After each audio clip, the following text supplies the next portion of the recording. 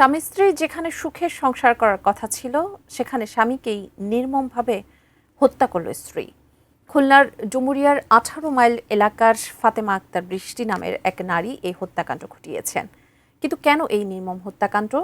খুলনা বিভাগীয় প্রতিনিধি মোহাম্মদ অসীমের পাঠানো তথ্যচিত্রে বিস্তারিত ডেস্ক রিপোর্টে।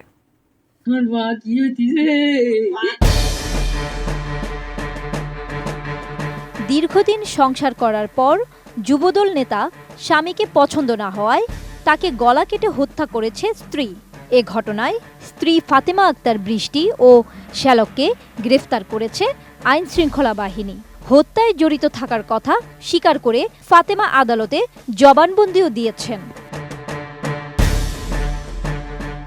22 আগস্ট রাত 11টায় খুলনার ডুমুরিয়ার 18 মাইল এলাকার নিজ বাড়িতে খুন হন যুবদল নেতা শামীম হোসেন। তাকে ধারালো অস্ত্র দিয়ে গলা কেটে হত্যা করা হয়। এ ঘটনায় 25 আগস্ট বিকেলে নিহতের নিজ বাড়ি থেকে শামীমের স্ত্রী ও শ্যালককে গ্রেপ্তার করে পুলিশ ও র‍্যাব 6 এর যৌথ দল। নোভা এলইডি টিভি, ঝকঝকে ছবি, নিখুঁত শব্দ, 5 বছরের ওয়ারেন্টি। নোভা মানি সঠিক মান, নিশ্চিত সেবা। পারিবারিক কলহের কারণে স্বামীকে হত্যার সিদ্ধান্ত নেয় ফাতেমা আক্তার বৃষ্টি। এরপর ফুফাতো ভাইকে নিজের বাড়িতে ডেকে নেয় ফাতেমা। পরবর্তীতে তার দেখানো পন্থায় এসএম শামীমকে হত্যা করা হয়। 26 আগস্ট দুপুরে খুলনার police super TM Mosharraf Hossain এক সংবাদ সম্মেলনে এসব তথ্য জানান। 164 সেটা যে স্বীকার করেছে, বিবাহের পর থেকেই তাদের সাথে পারিবারিক বিভিন্ন বিষয়তে বিরোধ চলতেছিল, তাকে নির্যাতন করত, বকাবকি করত। এই যে তাদের সাথে মনোমালিন্য, এটি হচ্ছে উঠে আসছে তার বক্তব্যে, এবং এই পরিকল্পনাতেই তাকে খুন করার পরিকল্পনা গ্রহণ করে। পুলিশ সুপার আরও জানান, হত্যায় জড়িত থাকার কথা স্বীকার করে আদালতে জবানবন্দি দিয়েছেন ফাতেমা। তিনি আদালতকে জানিয়েছেন, বিয়ের পর থেকে স্বামীর সাথে তিনি সুখী ছিলেন না।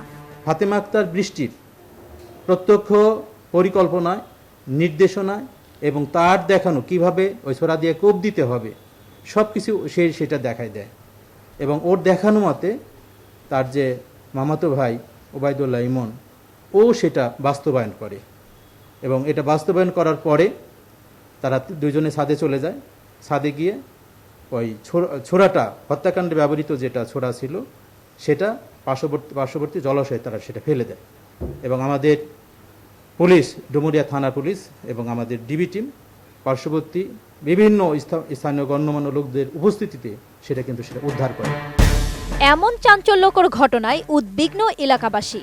তাদের দাবি, ন্যাক্কারজনক এই ঘটনার জন্য অপরাধীদের সর্বোচ্চ শাস্তি নিশ্চিত করার।